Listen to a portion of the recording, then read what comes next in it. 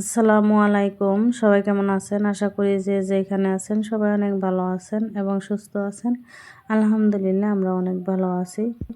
ইনায়ামুজ blog থেকে আরও একটা নতুন দিনের নতুন ব্লগ ভিডিও নিয়ে আপনাদের মাঝে চলে আসলাম। আশা করছি ভালো লাগবে। একটা লাইক দিয়ে পুরো ব্লগটির সাথেই থাকবেন।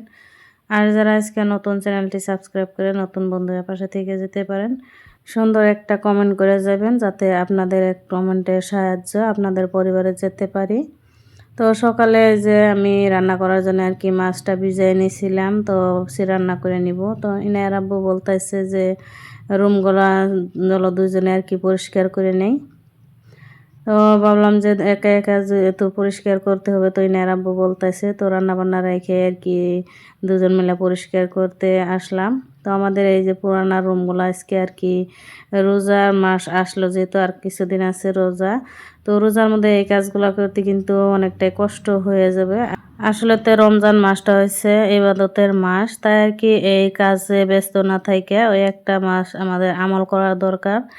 তাই আর কি এই যে রমজান আসার আগে আগে এই রুমগুলো আর কি পরিষ্কার করে নিতেছি, যেহেতু এই রুমগুলোতে থাকা হয় না, তেমন আসা হয় না, তো পরিষ্কারও করা হয় না। কারণ হচ্ছে একা মানুষ কিন্তু এতটা সামলানো যায় না প্রতিদিনই, যেহেতু আমাদের রুম রান্নাঘর তারপরে গ্রামে থাকলে তো আমাদের কিন্তু কাজটা একটু বেশি, তাই কিন্তু এইগুলো আর কি সময় হয়ে ওঠে না করার জন্য। তাই এই যে অনেক দিন পর আর কি পরিষ্কার করে নিতেছি। তো এর আগে একবার কিন্তু মানুষ দেয়া করাইছিলাম, তো মানুষও পাওয়া যায় না এগুলা করার জন্য। তাই আর কি এই যে নিজেরাই আজকে পরিষ্কার করে নিতেছি, যেহেতু এই রুমগুলোতে থাকাও না, কারণ তারপরেও কিন্তু দরজা খিড়কিগুলো নষ্ট হয়ে যায়, তা ছাপা করে না রাখলে।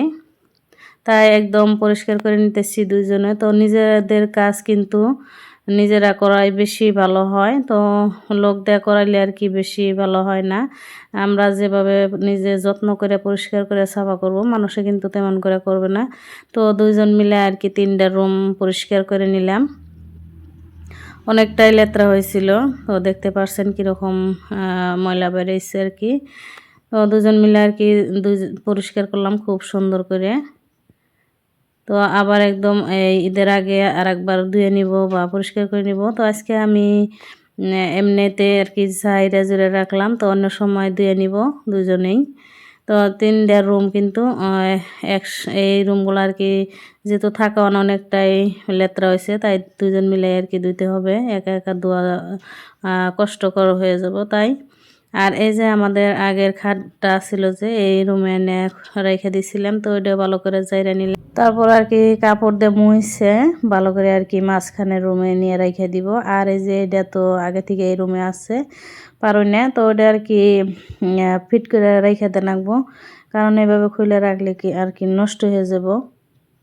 আর এই যে মাঝখানে রুমের দেখতে পারছেন অনেকগুলো কলসি আছে এখানে সাইডটা, আর পুরানা কুকারও আছে, তো টাং সবগুলো বস্তু কিন্তু একদম বাইরে ভালো করে জাইরে মুছে পরিষ্কার করে আবারও উঠাই রাখছি।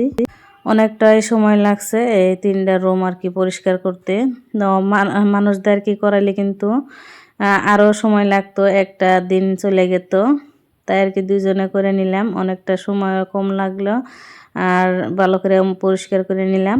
তারপরে যে চলে আসছি রান্না করে নিতে। সকালে যে মাছ ভিজিয়ে রাখছিলাম এটা ভাজি করে আর কি টমেটো আলু বাগুন দিয়ে আর কি রান্না করব। আর হচ্ছে শাক ভাজি করে নিয়েছিলাম। তারপরে যে রান্না করতে করতে কিন্তু খিদা লেগে গেছিলো, যার জন্য আর কি রান্না করে নিতেছি, আর সাথে মুড়ি আর মিক্সারও খেয়ে নিলাম। তো রান্না বান্না শেষ করে কিন্তু অনেকটা কাজও আমি করে নিচ্ছি অফ ক্যামেরাতে, যেহেতু অনেকটা সময় লাগবো ভিডিও করতে।